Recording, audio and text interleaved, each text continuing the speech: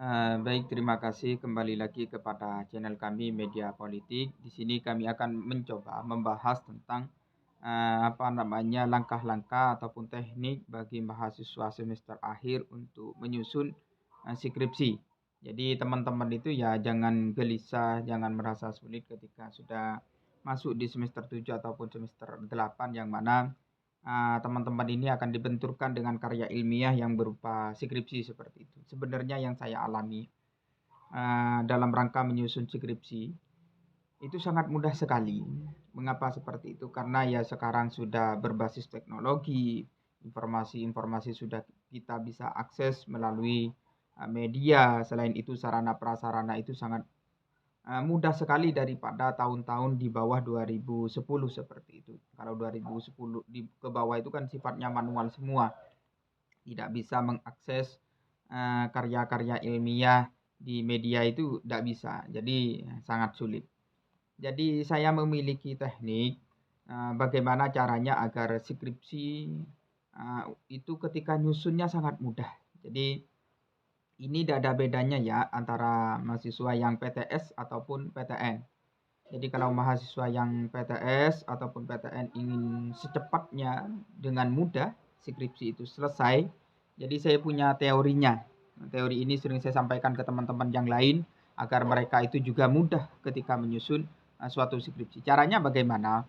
Jadi misalkan teman-teman ini mahasiswa PTN ataupun PTS di Jember, misalkan namanya IAIN Jember seperti itu. Caranya mudah, misalkan saudara ini prodi hukum, maka saudara ini tinggal cari saja skripsi yang ada di luar Jember, misalkan di IAIN Madura, IAIN Sunan Ampel Surabaya, ataupun yang sekarang jadi UIN ya, ataupun IAIN Malang. Caranya bagaimana? Teman-teman login ke Digilib IAIN yang teman-teman dituju. Terus di sana misalkan teman-teman ini prodi hukum, download saja skripsi prodi hukum yang teman-teman sukai judulnya. Ketika teman-teman sukai judulnya dan ketemu di Gilib yang bersangkutan, maka teman-teman ya tinggal download saja skripsi yang teman-teman sukai. Paling tidak ya 3 lah, biasanya perguruan tinggi itu kan minta 3 pengajuan judul. Jadi teman-teman cari skripsi yang sudah sempurna, yang sudah diujikan, yang sudah dipublish di media. Cari dari ketiga-tiganya itu yang teman-teman sukai. Dari ketiga-tiganya itu nanti kita ajukan ke fakultas ataupun dosen pembimbing. Kalau dari salah satu itu disetujui, ya maka teman-teman sudah punya modal. Sudah punya modal untuk menyusun skripsi. Karena misalkan dari 3 judul, ada satu yang diterima, maka teman-teman kan sudah punya bahan. Misalkan skripsinya disamakan, saya kira tidak ada masalah. Karena yang menjadi masalah itu ketika satu pembahasan, satu objek itu sama dikaji dalam satu perguruan tinggi. Karena tidak mungkin satu judul itu hanya dikaji oleh beberapa kampus. Maaf ya, tidak mungkin satu judul itu hanya dikaji oleh satu kampus. Yang jelas satu judul itu akan dikaji oleh ribuan kampus yang ada di Indonesia. Ini yang saya alami. Jadi teman-teman tidak usah takut, tidak usah grogi apakah ini diterima, apakah ini lolos dan lain sebagainya. Saya yakin satu judul, satu tema itu dikaji oleh beribu kampus. Hanya beda-beda penulisan dan lain sebagainya. Jadi ketika teman-teman sudah download, diajukan, kok ada yang diterima, misalkan tidak diterima, maka teman-teman pindah, misalkan ngambil di luar Pulau Jawa dan lain sebagainya. Sekarang itu tiap perguruan tinggi kalau yang PTN sudah punya web yang namanya Digilib, tinggal diklik Digilibnya, misalkan IAIN Sumatera dan lain sebagainya. Download, nanti ketika sudah diterima dari salah satu judul yang cari di media itu diajukan, misalkan diterima, ya mudah untuk pembahasannya. Cuman memang kerangka bahan-bahan untuk menyusun skripsi itu sangat mudah.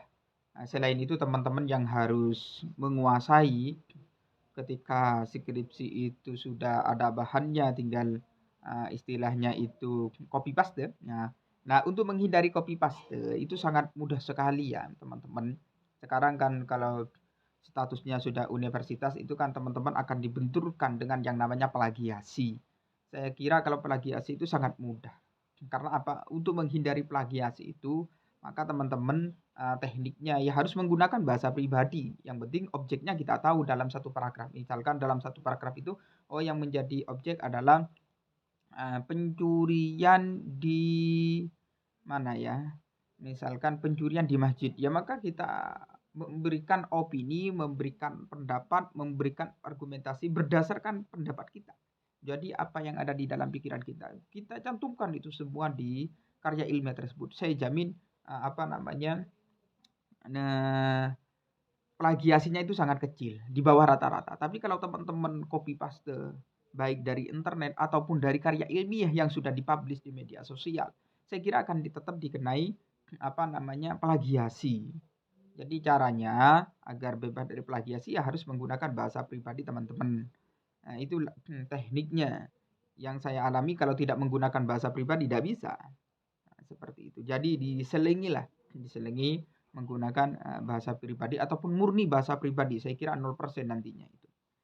Karena kalau tidak percaya teman-teman coba komunikasikan, tanyakan ke teman-temannya ketika cek plagiasi dari bab 1 sampai bab 5 misalkan, pasti yang paling kecil itu adalah bab yang terakhir, bagian penutup. Mengapa seperti itu? Karena di bagian penutup itu yang disampaikan adalah murni pendapat pribadi. Beda dengan kajian teori. Kalau kajian teori kadang-kadang orang itu masih mengutip dari beberapa buku, mengutip dari beberapa jurnal, disampaikan beberapa yang dikelola. Lebih baik saya kira kalau ingin plagiasinya itu kecil, ya dari awal sampai akhir menggunakan bahasa pribadi. Apapun yang ingin teman-teman sampaikan, ya disampaikan saja di dalam plagiasi tersebut. Nah, kembali kepada judul yang tadi ya. Ini hanya sekilas saja berkaitan dengan plagiasi. Kalau teman-teman ingin diskusi lebih lanjut dengan saya, bisa kontak saya di nomor yang tertera di deskripsi seperti itu, ataupun bisa memberikan komentar dan lain sebagainya. Nah, saya kira kalau penyusunan ataupun pembahasan di dalam skripsi itu sangat mudah, cuman yang teman-teman harus kuasai betul agar mudah ketika proses pengujian untuk teman-teman jawab itu. Yang pertama adalah metode penelitiannya yang harus dikuasai. Karena kadang orang itu pinter nyusun tapi tidak paham langkahnya, tekniknya bagaimana, kok bisa menyusun itu yang tidak bisa jawab kadang-kadang seperti itu. Nah, mengapa metode penelitian ini wajib dikuasai oleh teman-teman mahasiswa? Karena metode penelitian ini ya sangat penting dan tidak mungkin suatu karya ilmiah itu selesai tanpa adanya suatu metode. Karena metode itu kerangkanya lah. Teman-teman harus bisa membedakan antara metode penelitian yang kualitatif, kuantitatif, dan pustaka. Itu yang harus dibedakan terlebih dahulu. Kalau kualitatif itu bagaimana, kuantitatif itu bagaimana, kalau pustaka itu bagaimana. Dari judul pun itu sudah kelihatan. Kalau judulnya itu kualitatif, tidak mungkin isinya seterusnya itu kuantitatif ataupun pustaka. Tidak mungkin. Dari ketika judulnya itu kualitatif, maka semua narasi dari awal sampai akhir itu harus kualitatif. Baik isi ataupun susunan karya ilmiahnya. Harus seperti itu. Makanya pertama itu teman-teman dimatangkan dulu metode penelitiannya sebelum mencari suatu judul, sebelum menulis suatu karya ilmiah. Nah, teman-teman sukanya di mana? Di kualitatif, kuantitatif, ataupun pustaka. Kalau kualitatif saya kira jelas sudah penelitian lapangan. Berarti teman-teman harus mencari narasumber, teman-teman harus terjun ke lapangan, mencari informasi yang sebenarnya bagaimana. Itu nanti dibenturkan dengan teori yang ada, sehingga menghasilkan suatu temuan ataupun suatu kesimpulan. Kalau kuantitatif saya kira sama lah dengan kualitatif, tidak ada bedanya. Bedanya apa? Kalau yang kuantitatif itu fokusnya lebih kepada angka, persentase lah. Kalau kuantitatif. Contohnya misalkan ini saya contohkan di bidang hukum. Kalau di bidang hukum itu yang dikaji misalkan dispensasi kawin. Yang menjadi objek itu kan dispensasi kawinnya. Mengapa terjadi dispensasi kawin? Alasan dispensasi kawin itu apa? Bagaimana pandangan pihak sosiologi berkaitan dengan dispensasi kawin. Sebelum dispensasi kawin kehidupannya bagaimana, setelah dispensasi kawin kehidupannya bagaimana. Itu yang kualitatif. Tapi kalau yang kuantitatif, objeknya sama dispensasi kawin, cuman yang menjadi pembahasan utamanya adalah angkanya. Misalkan dispensasi kawin di Kabupaten Jember itu berapa pada tahun 2019, pada tahun 2020 berapa, 2021 berapa. Nah, dari persentase itulah nanti dicari alasannya mengapa tahun 2019 menjadi seperti ini, menjadi semakin banyak, 2020 semakin banyak, 2021 kok menurun, 2022 kok menurun. Nah, itu perbedaannya antara kualitatif dan kuantitatif. Beda dengan pustaka. Kalau pustaka misalkan sama kajiannya dispensasi kawin. Tapi kalau yang pustaka di sini lebih kepada karya ilmiah yang sudah dipublish dari buku-buku. Misalkan dispensasi kawin menurut pandangan Prof siapa, seperti itu. Misalkan kalau difokuskan, kalau misalkan langsung dispensasi kawin saja, dispensasi kawin dalam pandangan hukum Islam dan pandangan hukum positif, maka yang mencari sumber-sumber yang membahas tentang dispensasi kawin dari hukum Islam, sumber-sumber dispensasi kawin dari hukum nasional yang ada di Indonesia. Dari kedua sumber ini dibenturkan, akhirnya ketemulah suatu kesimpulan, suatu narasi yang baru. Jadi kuncinya itu di metode penelitian. Kalau untuk pembahasannya dan isinya, saya kira teman-teman tinggal mencari di media sosial itu. Kalau judul saya kira sangat mudah sekali, tinggal cari di perguruan tinggi lain, diajukan, ya selesai. Karena faktanya memang satu judul itu dikaji oleh beberapa perguruan tinggi yang lain yang ada di Indonesia. Tidak mungkin satu judul hanya dikaji dalam satu perguruan tinggi, itu tidak mungkin. Makanya untuk pengajuan itu sangat mudah sekali untuk menemukan suatu judul. Dan yang perlu digarisbawahi, saya kira tiap-tiap dosen itu pasti menyampaikan bahwa skripsi yang baik adalah skripsi yang selesai. Jadi percuma teman-teman ini memiliki judul yang bagus, judul yang baik, tapi tidak selesai-selesai. Mending satu judul yang jelek, tapi di sana selesai.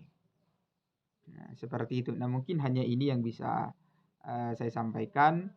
Terima kasih telah menonton dan menyimak apa yang saya sampaikan pada channel Media Politik ini, dan jangan lupa kepada teman-teman untuk memberikan like, subscribe, dan juga komen serta share seluas-luasnya agar saya ini semakin semangat untuk membuat video-video lainnya yang akan kami publish di periode berikutnya.